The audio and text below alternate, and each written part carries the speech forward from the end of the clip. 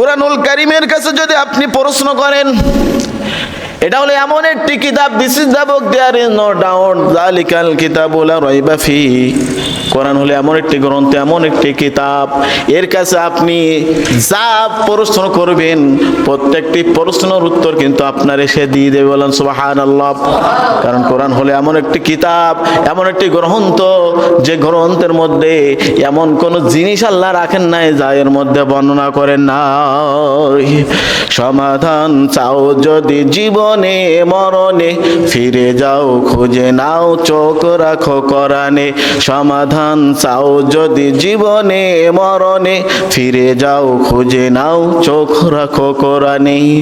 তবেই পাবে সুখ শান্তির ঠিকানা, তবেই পাবে সুখ শান্তির ঠিকানা, মেনে যদি নাও তুমি মনে প্রাণে। সমাধান ও সমাধান চাও যদি জীবনে মরণে, ফিরে যাও খুঁজে নাও চোখ রাখো কোরআনে। আল্লাহু আকবার।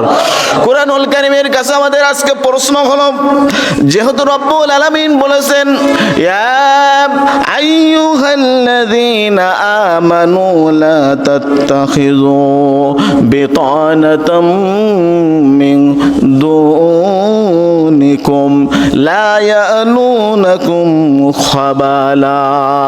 তোমরা উত্তম বন্ধু গ্রহণ করো, যে বন্ধু তোমার দুনিয়াতে নয়, জান্নাত পর্যন্ত যে বন্ধু তোমার উপকারে আসবে। কুরআনুল কারীমের কাছে আমার প্রশ্ন হলো, হে আমার কুরআন, আল্লাহ তাআলা নাজিল কিন্তু কিতাবের কাছে প্রশ্ন করব, তাহলে বন্ধু হিসেবে এই দুনিয়ার মধ্যে আমি কাকে বন্ধু হিসেবে গ্রহণ করব? আপনি যখন প্রশ্ন করবেন, সাথে সাথে কুরআনুল কারীমের সূরা মাইদার মধ্যে 55 নম্বর আয়াতে আল্লাহ সুবহানাহু ওয়া তাআলা সুন্দরভাবে বলে দিচ্ছেন, ও হে ঈমানদারগণ, তোমরা কাদেরকে বন্ধু হিসেবে গ্রহণ করবে আমি তাদের বর্ণনা দিয়ে দিলাম। ইন্নামা ওয়ালিয়ুকুমুল্লাহু ওয়া রাসূলুহু ওয়াল্লাযীনা আমানুল্লাযীনা ইউকিমুনাস সালাতা ওয়া ইউতুনাজ যাকাতা ওয়া হুম রাকিউন।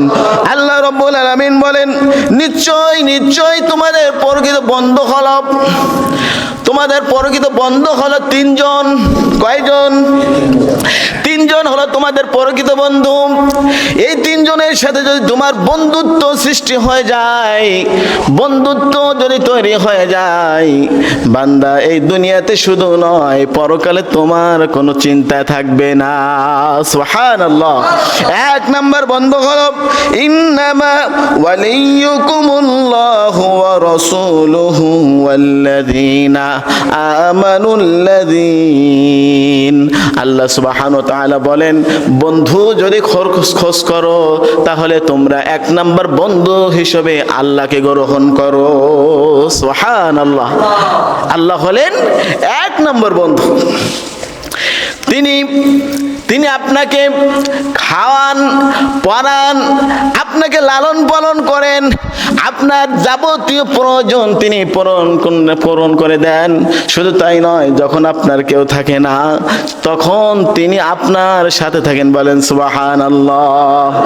বান্দা, যখন তোমার কেউ ছিল না, তখন ছিলাম আমি, এখন তোমার সব হয়েছে, বান্দা পর হয়েছে আমি। কথা বলেন ঠিক কিনা?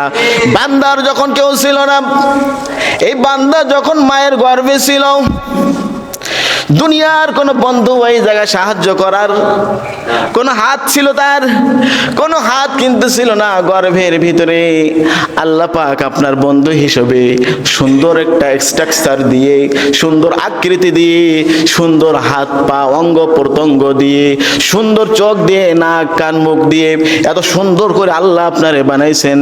এমন সুন্দর জায়গায় এমন সুন্দর বন্ধু আল্লাহ ছাড়া দ্বিতীয় কেউ ছিল না। সুবহানাল্লাহ। এক নাম্বার বন্ধু হলো আল্লাহ। মায়ের পেটে যখন আপনি ছিলেন, আপনার খাওয়ার ব্যবস্থা করেছেন সেই বন্ধু, উত্তম বন্ধু। যখন আপনি মায়ের পেট থেকে ভূমিষ্ঠ হয়ে দুনিয়াতে আসলেন, আল্লাহ সুবহানাহু ওয়া তাআলা বন্ধু হিসেবে দায়িত্ব গ্রহণ করে 2টি বছর এমন সুন্দর ভিটামিন যুক্ত পুষ্টিযুক্ত খাবার আপনাকে আল্লাহ পাক খাওয়াইছেন যে খাবারের সাথে পৃথিবীর কোনো খাবারের তুলনা হয় না। সুবহানাল্লাহ। আল্লাহ আমার রব, এই রবই আমার সব। আল্লাহ আমার রব, এই রবি আমার সব। দমে দমে তন মনে তারি অনুভব, দমে দমে তন মনে তারি অনুভব। আল্লাহু আকবার। আল্লাহ সুবহানাহু ওয়া তাআলা বলেন সূরা মায়েদার 55 নম্বর আয়াতে, বন্ধু হিসেবে 3 জনকে গ্রহণ যারা করবে, ও হে ঈমানদার মুমিন যারা, তোমরা বন্ধু হিসেবে 3 জনকে যদি গ্রহণ করতে পারো, তাহলে তোমাদের ইহকালে কোনো ভয় নাই, পরকালে কোনো তোমাদের ভয় নাই, এমনকি জান্নাত পর্যন্ত বান্দা চলে যাবে, তোমার কোনো ভয় থাকবে না। সুবহানাল্লাহ। 1 নাম্বার বন্ধু হলো ইন্নামা ওয়ালিয়ুকুমুল্লাহু, 1 নাম্বার বন্ধু হলেন আল্লাহ। সুবহানাল্লাহ। দুনিয়ার মধ্যে আপনি যদি কোনো বিপদে পড়ে যান, মনে করেন গভীর রজনী জঙ্গলের মধ্যে আপনি বিপদে পড়ে গেলেন, এই জায়গায় আপনার কেউ দেখার নাই, আপনার রক্ষা করার মতো কেউ নাই, আপনার হেফাজত করার মতো কেউ নাই, ওইখানে আপনি বন্ধু হিসেবে কাকে গ্রহণ করলেন? কথা বলেন, আল্লাহকে। আপনি যদি মহাসমুদ্রের মধ্যে পড়ে যান, ওইখানে কিন্তু আপনাকে কেউ সাহায্য করতে পারবে না। যখন আপনি আল্লাহরে ডাকবেন, আল্লাহ আল্লাহ বলে যখন আল্লাহরে ডাক দেবেন, আল্লাহ সুবহানাহু ওয়া তাআলা এমন বন্ধু আপনার বিপদ থেকে উদ্ধার করে আপনার সমুদ্রের কিনারায় পৌঁছায় দেবেন। বলেন সুবহানাল্লাহ। এমন বন্ধু সাজ্জাদের কথা আপনারা শুনেছেন। এই সাজ্জাদ যখন ভূমিষ্ঠ হলেন মহাসমুদ্রের মধ্যে যখন তিনি ভূমিষ্ঠ হলেন একটি তক্তার উপরে যখন ভূমিষ্ঠ হলেন, আল্লাহ সুবহানাহু ওয়া তাআলা আজরাইলকে পাঠিয়ে দিলেন, আজরাইল তুমি সাজ্জাদের মার জানটা কবজ করে নিয়ে আসো। আজরাইল আলাইহিস সালাতু ওয়াস সালাম দেখেন একটি ভাসমান তক্তার উপরে একজন মহিলা সন্তান সম্ভবা মহিলা যখন সন্তান প্রসব করলেন, ওই জায়গায় ওই মার সন্তান ছাড়া দ্বিতীয় কেউ নাই। সমুদ্রের ভিতরে তক্তার এভাবে ঢেউ খাচ্ছে, হয়তো পড়ে যেতে পারে অথবা নাও যেতে পারে। এমন মুহূর্তে যখন সন্তান ভূমিষ্ঠ হয়ে গেল, আল্লাহ পাক এমন একটি ব্যবস্থা করলেন, আজরাইলকে পাঠিয়ে দিলেন। আজরাইল এসে ওই সাজ্জাদের মার জানটা কবজ করে নিয়ে গেলেন। হাদিস শরীফের ভিতরে আসছে আজরাইল আলাইহিস সালাতু ওয়াস সালাম 3 জায়গায় জান কবজ করার জন্য আজরাইল আলাইহিস সালাতু ওয়াস সালাম করন্দন করেছিলেন। এর একটি ছিল সাজ্জাদের মার জান যখন কবজ করেন, তখন আজরাইল বলেছেন, আল্লাহ একজন মা কেবলমাত্র সন্তান ভূমিষ্ঠ করলো, এখন যদি মারে আমি জানটা কবজ করি, ওই শিশুর উপায়টা কি হবে? আল্লাহ তাআলা বললেন, ও ফেরেশতা, আমি যা জানি তুমি তা জানো না, তুমি দ্রুত চলে যাও, ওর মার জানটারে কবজ করে নিয়ে আসো। আজরাইল আলাইহিস সালাতু ওয়াস সালাম মার জানটা কবজ করলেন। তক্তার উপর থেকে মা পড়ে গেলেন, শুধুমাত্র একা সাজ্জাদ তক্তার উপরে ভাসতেছেন। রব্বুল আলামিন ওয়াল্লাহু খায়রুন হাফিজাও ওয়া হুয়া আরহামুর রাহিমিন, তিনি উত্তম হেফাজতকারী। আল্লাহ সুবহানাহু ওয়া তাআলা ছোট্ট শিশুকে হেফাজত করলেন, তারে সাগরের কিনারে নিয়ে আসলেন। সাগরের কিনারে আনার পরে তার একটা ব্যবস্থা করে দিলেন। ওই সাগরের কিনারে যখন চলে আসলো, একটি ক্ষুধার্ত বাঘ সাগরের কিনারায় পানি খেতে চলে গেলেন। পানি খেতে যেয়ে যখন তক্তার উপরে শিশুটা এভাবে ঢেউয়ের সাথে দোল খাচ্ছে, শিশুটির মুখ ওই মা বাঘের স্তনে লেগে গেল, বলেন সুবহানাল্লাহ। এদিকে এই বাঘটির ঘটনা হলো, বাঘ তার বাচ্চাকে হারাইছিল, কয়েকদিন হয়ে গিয়েছে, বাচ্চাকে পায় না। যখন স্তনের ভিতরে মুখটা লাগলো, সাথে সাথে ওই ছোট্ট শিশু স্তন থেকে দুধ গ্রহণ করলেন, দুধ খাওয়া শুরু করলেন। বাঘের স্তনের যন্ত্রণা কমে গেল, বাঘ গালের মধ্যে করে ওই সাজ্জাদকে বনের ভিতরে নিয়ে গেল, বলেন সুবহানাল্লাহ। বন্ধুগণ, আমি বোঝাতে যাচ্ছি, রব্বুল আলামিন তিনি এমন একজন বন্ধু, যখন আপনি বিপদে পড়বেন, শিশু হন, যুবক হন, বৃদ্ধ হন, যেই বয়সে আপনি হন না কেন, তিনি আপনাকে বন্ধু হিসেবে হেফাজত করে এই দুনিয়ার বাজারে আপনার বাঁচায় রেখেছেন, বলেন সুবহানাল্লাহ। শুধু তাই নয়, আপনি যখন চলে যাবেন অন্ধকার গহীন কবরের মধ্যে, যখন সবাই আপনাকে রেখে চলে আসবে, ওই জায়গায় কেউ থাকার নাই, ওই জায়গার বন্ধু হলেন কে বলেন তো দেখি? আল্লাহ যদি বন্ধু হয়ে যায়, কবরের ভিতরে আপনার কিন্তু চিন্তা থাকবে না। এমনি ভাবে হাসরের ময়দানে যদি রব্বুল আলামিন আপনার বন্ধু হয়ে যায়, আপনার চিন্তা থাকবে না। তাহলে এক নাম্বার বন্ধু হলেন আল্লাহ, ওয়ালিয়ুকুমুল্লাহু ওয়া রাসূলুহু।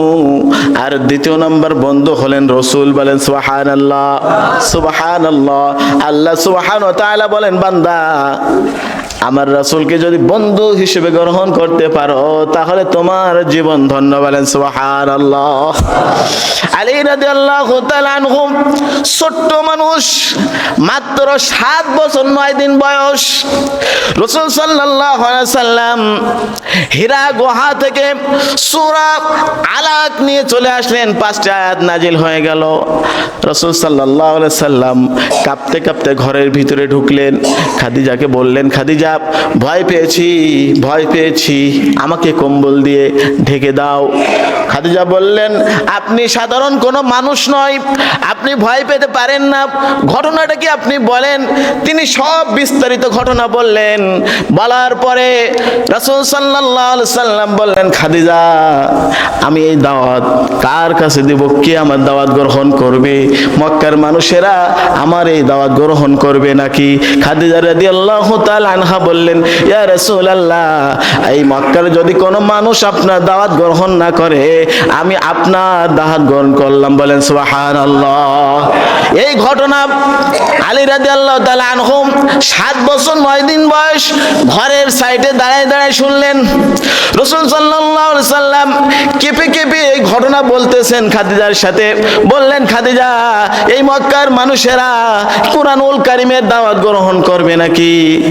নবীজি কথা বলার পরে কিছুক্ষণ পরে ঘর থেকে নবীজি সাল্লাল্লাহু আলাইহি সাল্লাম বাইরে আসলেন, দরজা খুলে যখন বাইরে আসলেন, আলী রাদিয়াল্লাহু তাআলা আনহু তিনি 2 হাত বাড়াই দিলেন, ইয়া রাসূলুল্লাহ। নবীজি বললেন, আলী তুমি ছোট মানুষ, অন্য দিন আমার কাছে হাত বাড়াইলে তোমাকে খাবার দেই, কিন্তু আজকে তো আমার কাছে খাবার দেওয়ার মতো কোনো কিছু নাই, আমি খাবার কোথা থেকে তোমাকে দেব? নবীজিকে বললেন, ছোট্ট ছেলে শিশু আলী রাদিয়াল্লাহু তাআলা আনহু, মাত্র 7 বছর 9 দিন তার বয়স। আলী রাদিয়াল্লাহু তাআলা আনহু বললেন, ইয়া রাসূলুল্লাহ, ঘরের বাইরে থেকে আমি সব আপনার কথাগুলো শুনেছি, সমস্ত কথাগুলো শুনেছি, আপনার উপর আল্লাহর কিতাব নাজিল হয়েছে, আপনি এই দাওয়াত কার কাছে দিবেন আপনি চিন্তা করতেছেন, চিন্তা করেন না, আমার খাওয়ার দেওয়ার প্রয়োজন নাই, ইয়া রাসূলুল্লাহ, ওই দাওয়াতটা সর্বপ্রথম আলী আমার কাছে আপনি দিয়ে দেন। সুবহানাল্লাহ। নবীজি বলেছেন, আমি সকল মানুষের কাছে দাওয়াত দিয়েছি, তারপরে তারা দাওয়াত গ্রহণ করেছে, শুধুমাত্র একজন মানুষ আমার সাহাবীদের মধ্যে তার কাছে দাওয়াত দেওয়ার আগে সে দাওয়াত আমার কাছ থেকে চেয়ে নিয়েছে। সুবহানাল্লাহ। আলী রাদিয়াল্লাহু তাআলা আনহু তিনি কালেমা পড়ে মুসলমান হয়ে গেলেন, রাসূলকে বন্ধু হিসেবে গ্রহণ করলেন। সুবহানাল্লাহ। শুধু তাই নয়, সাহাবীদের মধ্যে যদি আপনি খেয়াল করেন, যারা রাসূলকে বন্ধু হিসেবে গ্রহণ করেছে, আল্লাহ সুবহানাহু ওয়া তাআলা তাদের নামের শেষে রাদিয়াল্লাহু তাআলা আনহু যোগ করে দিয়েছে। মিরাজ থেকে নবীজি সাল্লাল্লাহু আলাইহি সাল্লাম যখন আসলেন, আসার পরে যখন মিরাজের ঘটনা কাবার চত্বরে বর্ণনা করতেছেন, বর্ণনার এই ঘটনা যখন বর্ণনা করতেছেন, আবু জাহেল শুনলেন। আবু জাহেল শোনার পরে সংবাদটা আবু বকরের কাছে দিলেন। আবু বকর বললেন, নবীজি সাল্লাল্লাহু আলাইহি সাল্লাম মিরাজ থেকে আসছেন, এই ঘটনাকে তিনি নিজে মুখে বলছেন। আবু জাহেল বলছে যে অবশ্যই তার জবান থেকে আমি শুনে আসছি, সে নিজে মুখে বলছে। এক রাতের মধ্যে মসজিদে হারাম থেকে মসজিদে আকসা পর্যন্ত, ওখান থেকে 7 আসমান ভেদ করে, সিদরাতুল মুনতাহা ভেদ করে আরশে আজিম পর্যন্ত একজন মানুষ কেমন করে যায়, এটা তো অসম্ভব, কখনো বিশ্বাস করার নয়। মক্কা থেকে, শুধুমাত্র মক্কা থেকে যদি আকসা জেরুজালেম পর্যন্ত যেতে হয় 2 মাস যেতে আসতে সময় লাগে। এই 2 মাসের পথ পার করে এরপরে আকাশে চলে গেছে, এরপরে আরশে আজিম পর্যন্ত চলে গেছে, এটা কখনো বিশ্বাস করা যায় নাকি? আবু বকর বললেন, আবু জাহেল তুমি শুনে রাখো, আমি নবীকে এমন বন্ধু হিসেবে গ্রহণ করেছি, এমন বন্ধু হিসেবে গ্রহণ করেছি, নবীজি যদি এই কথা বলে থাকেন, আমি আবু বকর তার সত্যায়িত ঘোষণা করে দিলাম। বলেন সুবহানাল্লাহ। তিনি সত্য বলেছেন, সঠিক বলেছেন, এতে কোনো সন্দেহ নাই। আবু জাহেল মুখটা কালো করে চলে গেলেন। এজন্য সাহাবীরা এমন ভাবে বন্ধু হিসেবে যাকে গ্রহণ করলেন, যে বন্ধু এই দুনিয়াতে শুধু নয়, কিয়ামতের দিন বন্ধু তার বন্ধুকে সুপারিশ করে জান্নাতের মধ্যে নেবেন। বলেন সুবহানাল্লাহ। আরেকটা ছোট ওয়াকিয়া বলি। হযরত আবু বকর রাদিয়াল্লাহু তাআলা আনহুর যখন ইন্তেকাল হয়ে গেল, ইন্তেকাল হওয়ার আগে ওমর রাদিয়াল্লাহু তাআলা আনহু তাকে জিজ্ঞাসা করলেন, তাফসিরে নূরুল কোরআনের মধ্যে পড়েছি, ওমর রাদিয়াল্লাহু তাআলা আনহু জিজ্ঞাসা করলেন খলিফাতুল মুসলিমিন আবু বকর সিদ্দিক রাদিয়াল্লাহু তাআলা আনহু, আপনার ইন্তেকালের পরে আপনার কবরটা কোথায় দিব? আবু বকর সিদ্দিক রাদিয়াল্লাহু তাআলা আনহু বললেন, ওমর আমার কবরটা কোথায় হবে আমি জানি না, আমার কবর কোথায় হবে আমি জানি না। সারাটা জীবন ইসলামের পথে ব্যয় করেছি, জীবনের সেই রাসূলকে বেশি ভালোবেসেছি, আমার জীবন দিয়ে, আমার সব কিছু দিয়ে রাসূলকে বেশি ভালোবেসেছি। শুধু তাই নয়, উহুদের যুদ্ধ যখন হয় সাহাবীরা রাসূলকে এমন ভাবে সেভ করেছেন, তালহা এবং হানজালা রাদিয়াল্লাহু তাআলা আনহুর বর্ণনা পাওয়া যায়, রাসূলের দিকে যখন কাফেররা তীর মারতে থাকে, তালহা এবং হামজা রাদিয়াল্লাহু তাআলা আনহু তিনি এমন ভাবে ওই তীরের সামনে তার এই বুক পেতে দিলেন, ক্ষত বিক্ষত হয়ে গেলেন, শত শত তীর তাদের বুকে লাগলো।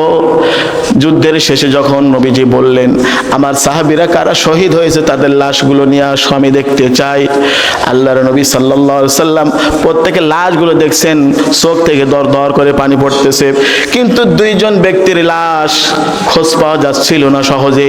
এর ভিতরে তালহা ছিল 1 নাম্বার, আর হামজা রাদিয়াল্লাহু তাআলা ছিলেন আরেক নাম্বার। 2 জন, এই 2 জনের লাশ ক্ষত বিক্ষত হয়ে গিয়েছিল, হাতগুলো এক জায়গায়, পাগুলো আরেক জায়গায়, দেহগুলো আরেক জায়গায়, মাথাটা আরেক জায়গায়, ক্ষত বিক্ষত অবস্থায় সাহাবীরা খুঁটিয়ে খুঁটিয়ে একটা পাত্রের মধ্যে করে নবীজির সামনে আনলেন। নবীজি দেখলেন, চোখের পানি ছেড়ে দিলেন, তিনি বললেন, আমার সাহাবীদের এই অবস্থা আমি দেখতে পারছি না। প্রত্যেকটি সাহাবীর আলাদা আলাদা কবর। তালহা এবং হামজা রাদিয়াল্লাহু তাআলা আনহুর অঙ্গ প্রত্যঙ্গগুলো গোটো করে এক জায়গায় নবীজি বললেন, আমার এই 2 সাহাবীর কবর এক জায়গায় একসাথে তোমরা করে দাও। 2 জন সাহাবী যারা হজ করতে গিয়েছেন তারা দেখেছেন, যারা জিয়ারাত করেছেন তারা এটা দেখেছেন, 2 জন সাহাবীকে এক কবরের মধ্যে দাফন করা হয়েছে। এত বেশি তাহলে রাসূলকে ভালোবাসতেন আমার বন্ধুগণ।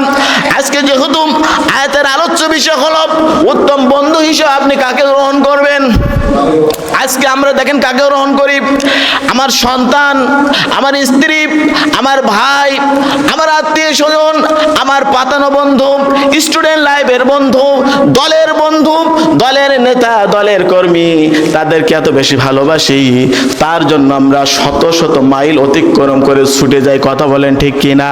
আমার প্রশ্ন হলো বন্ধুগণ, আপনি যাকে এত ভালোবাসেন, আপনি যার এত মহাব্বত করেন, সে জামাটা পরে ওই জামার মতো মতো আপনি একটি জামা তৈরি করেন, সে যেমন করে চুল কাটিং করে আপনি একইভাবে চুল কাটিং করেন, সে যেমন জুতা পরে আপনি ঠিক তেমন জুতা পরেন, এভাবে তার অনুকরণ আপনি করেন। দুনিয়ার একজন সাধারণ মানুষের অনেক খেলোয়াড় আছে, খেলোয়াড়দের অনেক বন্ধুগণ অনুসরণ করেন, যেমন খেলোয়াড়ের কাটিং সেটিং, পোশাক পরিচ্ছদ, দেহ ঠিক আপনি সেইভাবে অনুসরণ করেন। আমার প্রশ্ন হলো, আপনি যদি ইমানদার হন, আপনি যদি ইমান নিয়ে দুনিয়া থেকে যেতে চান, আপনি যখন ইন্তেকাল করবেন ওই বন্ধু আপনার কোনো উপকার করবে নাকি বন্ধুগণ? কোনো কাজে আসবে? কবরের ভিতরে ময়দানে মাহশারে কেউ কিন্তু আপনার কাজে আসবে না। আল্লাহ সুবহানাহু ওয়া তাআলা কুরআনুল কারীমের উপর আয়াতে বলছেন, ইয়া আইয়ুহান নাসুত্তাকু রাব্বাকুম ওয়াখশাউ ইয়াওমাল লা ইয়াজজি ওয়ালিদুন আও ওয়ালাদি। তুমি যে বন্ধু গ্রহণ করো, তুমি যে অন্তরঙ্গ ভালোবাসার মানুষ দুনিয়াতে চয়েস করো, কিয়ামতের দিন কিন্তু ওই বন্ধু তোমার কোনো কাজ আসবে না, তোমার কোনো উপকার আসবে না। যদি বন্ধু তুমি গ্রহণ করতে চাও, ও আল্লাহর বান্দারা, আমার সম্মানিত মেহমান বৃন্দ, আপনি যদি বন্ধু হিসেবে গ্রহণ করতে চান, এক নাম্বার আল্লাহর বন্ধু হিসেবে গ্রহণ করেন, দ্বিতীয় নাম্বার রাসূলের বন্ধু হিসেবে আপনি গ্রহণ করেন। আপনি একজন মানুষকে ভালোবাসেন, ওই মানুষটার নাম সারাদিন আপনি হাজারবার স্মরণ করেন, শতবার স্মরণ করেন, মোবাইলে তার ছবি দেখেন, রাতের বেলায় যখন ঘুমাইতে যান ছবিটা নিয়ে কল্পনা করেন। আমার প্রশ্ন হলো ওই ব্যক্তির কাছে, আপনি যদি এতবার নয়, শতবার নয়, যদি দিনের মধ্যে 20টি বার যদি আল্লাহরে আপনি স্মরণ করতেন, রাসূলুল্লাহকে যদি আপনি স্মরণ করতেন, আপনার সাথে স্বপ্নের মধ্যে রাসূলুল্লাহর জিয়ারত হয়ে যেত। বলে সুবহানাল্লাহ। আল্লাহরে যদি আপনি স্মরণ করতেন, একজন মানুষকে এত বেশি স্মরণ করেন দৈনিক শতবার, হাজার বার, সে তো আপনার একবার স্মরণ করে কিনা সন্দেহ, কিন্তু আল্লাহর আপনি যদি একদিনের মধ্যে যদি 20টি বার স্মরণ করতেন, তাহলে আপনার জীবন ধন্য হয়ে যেত। কথা বলেন ঠিক কিনা? আপনি যদি আল্লাহরে স্মরণ করতেন, ফাজকুরুনি আযকুরুকুম, আল্লাহ পাক বলেন, বান্দা তুমি যদি আমার স্মরণ করো, আমি আল্লাহ তোমার স্মরণ করি। সুবহানাল্লাহ। বান্দা তুমি যদি আমার স্মরণ করো, ফাজকুরুনি আযকুরুকুম, রাসূলুল্লাহ বলেছেন, একজন বান্দা যদি আল্লাহর একবার স্মরণ করে, আল্লাহ সুবহানাহু ওয়া তাআলা ওই বান্দারে 10 বার স্মরণ করে। বলেন সুবহানাল্লাহ। তাহলে এক নাম্বার বন্ধু হলেন আল্লাহ, দ্বিতীয় নাম্বার বন্ধু হলেন রাসূলুল্লাহ। রাসূল সাল্লাল্লাহু আলাইহি সাল্লাম আলীর কথা বলছিলাম আলীর কথা। আলী রাদিয়াল্লাহু তাআলা আনহু তিনি বললেন, ইয়া রাসূলুল্লাহ, জীবন দিয়ে আপনারে ভালোবাসি, আমার জীবন আপনার মরণ, আমার মরণ সবকিছু আপনার জন্য। আবু বকর সিদ্দিক রাদিয়াল্লাহু তাআলা আনহু তিনিও বললেন, আমার জীবন, আমার মরণ সবকিছু আপনার জন্য। যখন আবু বকর রাদিয়াল্লাহু তাআলা আনহুর কাছে ওমর রাদিয়াল্লাহু প্রশ্ন করেছিলেন, মনে আছে কিনা? ওমর বলছিলেন, ইন্তেকালের পরে তোমার কবরটা কোথায় দিব? আবু বকর বললেন, কোথায় আমার কবর হবে আমি জানি না, তবে আমার লাশ জানাজার পরে রাসূল সাল্লাল্লাহু আলাইহি সাল্লামের রওজার সামনে তোমরা নিয়ে যাবে, রওজার সামনে নিয়ে রেখে দিবে। যদি রাসূল সাল্লাল্লাহু আলাইহি সাল্লাম রওজার ভিতর থেকে আমাকে ডাক দেয়, যদি তোমাদের বলে, যদি আমাকে ডাক দাও, আবু বকর তুমি অন্য কোথাও শুবে না, অন্য কোথাও ঘুমাবে না, আমি রাসূল আমার পাশে তোমাকে ঘুমাতে হবে, এমন যদি কবর থেকে আওয়াজ আসে, তাহলে আমাকে ওইখানে দাফন করবে, অন্যথায় আমাকে ওইখানে দাফন করবে না, তোমাদের মন মতো দাফন করে দিবে। ওমর রাদিয়াল্লাহু তাআলা আনহু অবাক হয়ে গেলেন, আবু বকর বলেটা কি? তার ইন্তেকালের পরে তার দাফনের জন্য লাশটা রাসূলুল্লাহর রওজার পাশে নিয়ে যেতে হবে, আর রওজার ভিতর থেকে আওয়াজ আসবে, কেমন কথা? ঠিক তাই করা হলো। আবু বকর রাদিয়াল্লাহু তাআলা আনহু ইন্তেকাল করলেন। ইন্তেকালের পরে তাকে দাফন করার জন্য জানাজা শেষে নেওয়া হলো রাসূল সাল্লাল্লাহু আলাইহি সাল্লামের রওজার পাশে যখন নেওয়া হলো, রওজার গেটটা খুলে দেওয়া হলো। খুলে দেওয়ার পরে ওইখানে লাশটা রাখা হলো। আমার নিজের কোনো কথা বলছি না বন্ধুগণ, তাফসিরে নূরুল কোরআন পড়ে দেখবেন। তাফসিরে নূরুল কোরআনের মধ্যে আসছে, আবু বকর রাদিয়াল্লাহু তাআলা আনহুকে যখন রওজার সামনে রেখে দেওয়া হলো, হঠাৎ করে একটা অদৃশ্য থেকে আওয়াজ চলে আসলো, আসলো, সবাই যেন মনে করলো রওজার ভিতর থেকে আওয়াজটা চলে আসছে। রাসূল সাল্লাল্লাহু আলাইহি সাল্লাম রাসূল সাল্লাল্লাহু আলাইহি সাল্লাম রওজার ভিতর থেকে ইয়া হাবিবি ইয়া হাবিবি ইয়া হাবিবি বলে ডাক দিলেন। আবু বকরকে বলেন সুবহানাল্লাহ, বললেন হাবিবি, হে আমার বন্ধু, তুমি আমার জীবনের বন্ধু, আমার মরণের বন্ধু, আমার হিজরতের বন্ধু। তোমার ইন্তেকালের পরে তুমি এক জায়গায় থাকবে, আমি আরেক জায়গায় থাকবো, এটা হতে পারে না। তুমি আমার পাশে চলে আসো, আমি আর তুমি একসাথে কিয়ামত পর্যন্ত এখানে থাকতে চাই। সুবহানাল্লাহ। ওমর রাদিয়াল্লাহু তাআলা আনহু অবাক হয়ে গেলেন, সাহাবীরা অবাক হয়ে গেলেন। সবাই আওয়াজটা শুনলেন, স্পষ্ট ভাবে শুনলেন, এ যেন অন্য কারোর আওয়াজ নয়, রওজার ভিতর থেকে স্বয়ং রাসূলের আওয়াজ আমরা শুনতে পাচ্ছি। বলেন সুবহানাল্লাহ। সাথে সাথে রাসূলের রওজার পাশে আবু বকর রাদিয়াল্লাহু তাআলা আনহুকে দাফন করা হলো। সুবহানাল্লাহ।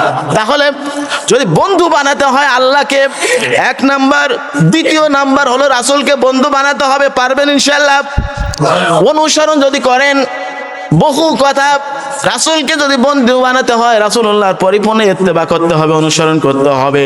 ব্যক্তি জীবনে, পরিবার জীবনে, সমাজ জীবনে, অর্থনৈতিক জীবনে, রাষ্ট্রীয় জীবনে, আন্তর্জাতিক জীবনে রাসূলুল্লাহ অনুসরণ আপনাকে করতে হবে। আল্লাহকে যদি বন্ধু বানাতে চান, আল্লাহ পাকের হুকুমগুলো আপনাকে মানতে হবে, তাহলে আপনি আল্লাহ এবং রাসূলকে বন্ধু বানাতে পারবেন। বলেন সুবহানাল্লাহ। ওয়া আখিরু দাওয়ানা আলহামদুলিল্লাহি রাব্বিল আলামিন।